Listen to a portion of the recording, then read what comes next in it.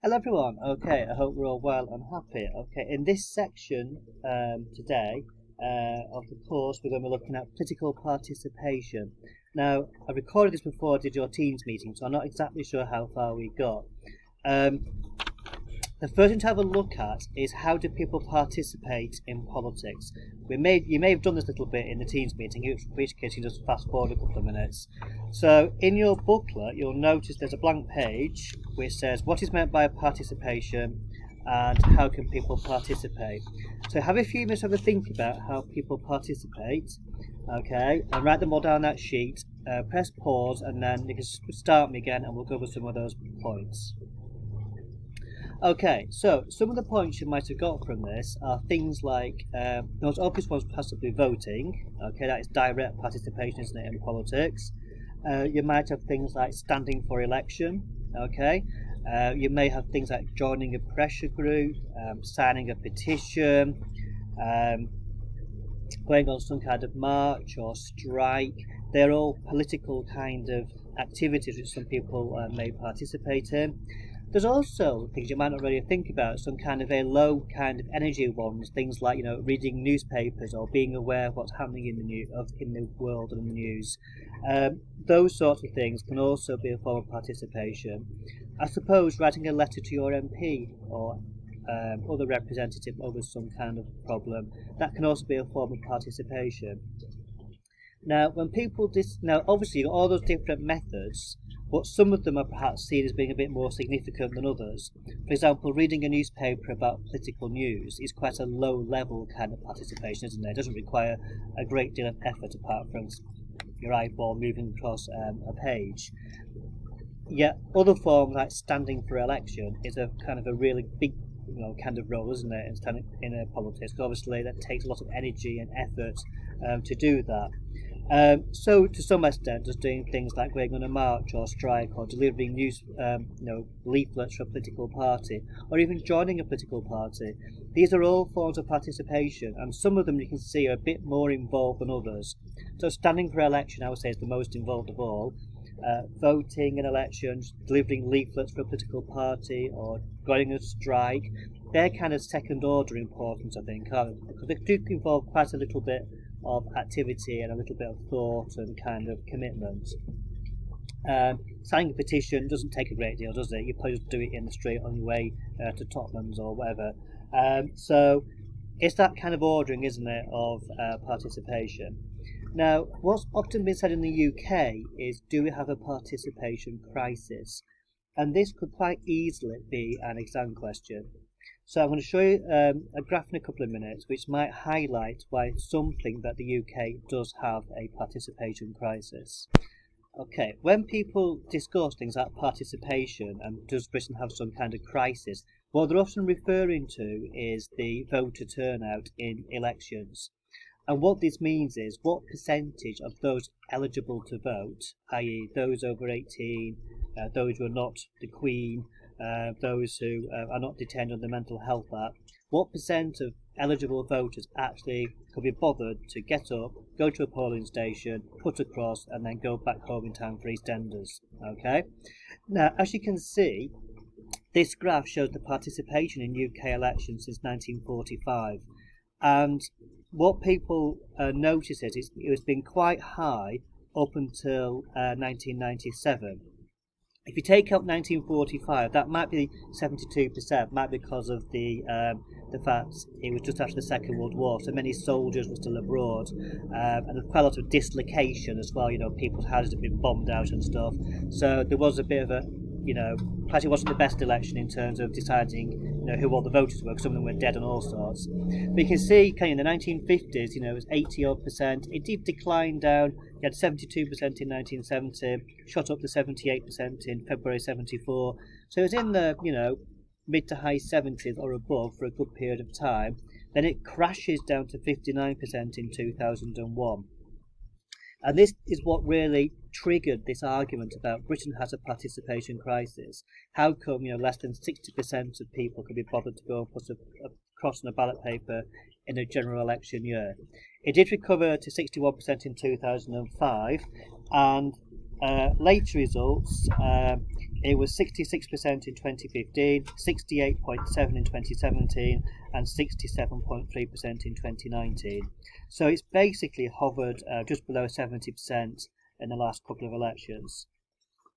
Now, some have argued this showed us a great crisis. People are not participating by the simple act of voting. Surely, in a democracy, the most important thing people can do is put a cross by a ballot paper. We live in a representative democracy, so the argument goes. Therefore, it's kind of a duty of citizens to actually vote in those elections. So that is how the argument goes. Now, there are counter-arguments to this, because many have argued that the big decline in 2001 might be because people were happy. It's called apathy. So it was quite obvious in 2001 that Tony Blair was going to win a second victory. He won 1997 with a landslide election. He won, 180 more seats in Parliament than anybody else. Great big Labour victory in 1997. 2001, he was still popular. This is before the Iraq War. He was still popular. Most voters probably thought he's going to win again. Is it worth our while voting, essentially? So that may have been why it was so down in that particular year.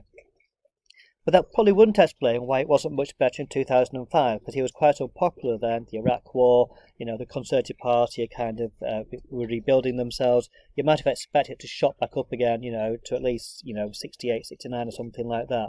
But it didn't do. And then you could argue that the last few elections have been really close. We've had those hung parliaments, and we've had all the whole Brexit doodads in recent elections, etc., etc. You might have thought that the election would be really high, especially in 2019 and possibly 2017, where there seemed to be a lot at stake. But actually, it was, kind of a pretty average turnout in 2019 and 2017, being just below 70%. So this has triggered these views that there's some kind of crisis going on in Britain. And this, of course, affects our democracy. This next slide, if I can make it change page. This compares Britain to other countries. So this is 2017. So we see Britain there is kind of in the top, well, it's in the middle, but it's that top end, isn't it? So Belgium in 2014 had 87% turnout, Sweden 82%, Britain in 2017 68.7%. Okay, France about the same, 67.9%, Germany 66%. Okay, the United States 55.7%. This is for a presidential election.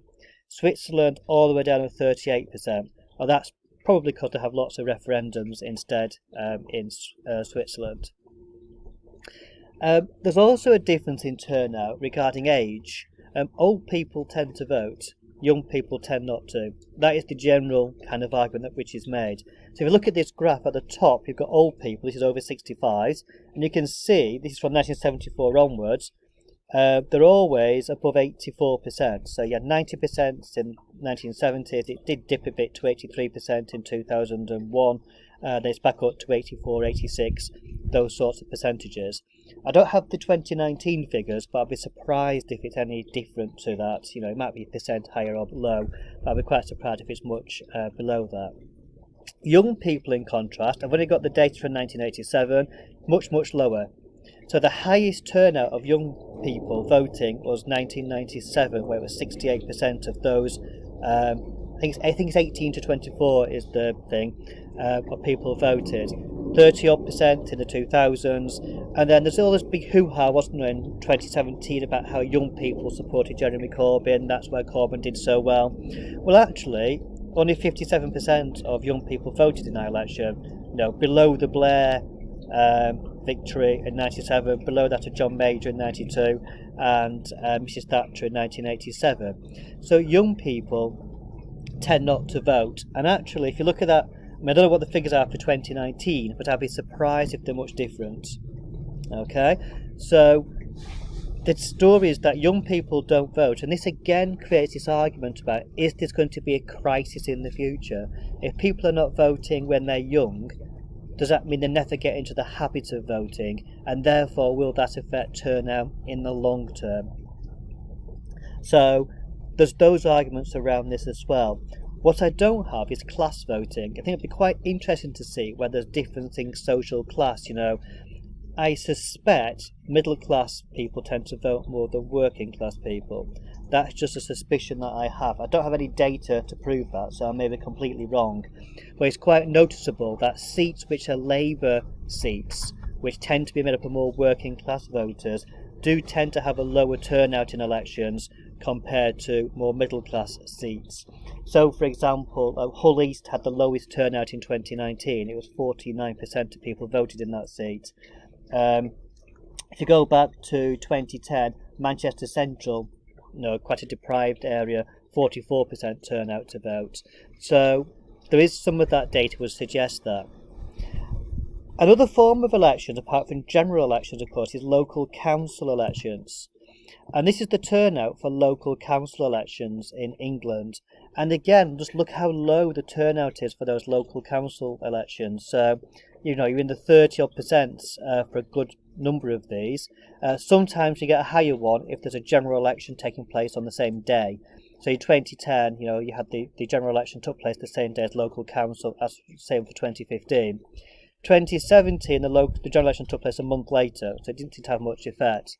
So again, low turnouts for local councils. This might be because people don't see councils as being important. They might see the general elections being more important, hence why, twice as many people vote, whereas the local council, all they do is clean your bins and, vote for or against housing developments. Perhaps they don't see them as very important. I did find, by the way, when I found this graph, I did find some of the lowest seats for voting in councils. There was things like, I think Coventry was one of the lowest ones for turnout. It was below 35%, just as a local one there. So some of these graphs do highlight and do suggest that there might be some kind of crisis taking place in Britain. Now, if we think that voting is perhaps one of the most important ways people can participate, and that quote of Abraham Lincoln, government by the people, of the people, for the people, if people are not participating by voting, does that suggest there might be a crisis? If young people are not voting, does that mean governments can ignore them? If old people are voting, then governments take more interest of them. Just to make the point, would, for example, any government put a tax of £9,000 on old people, like they did for young people and going to university? Now, I'll let you ponder that whilst I do the second part of this video in a few moments.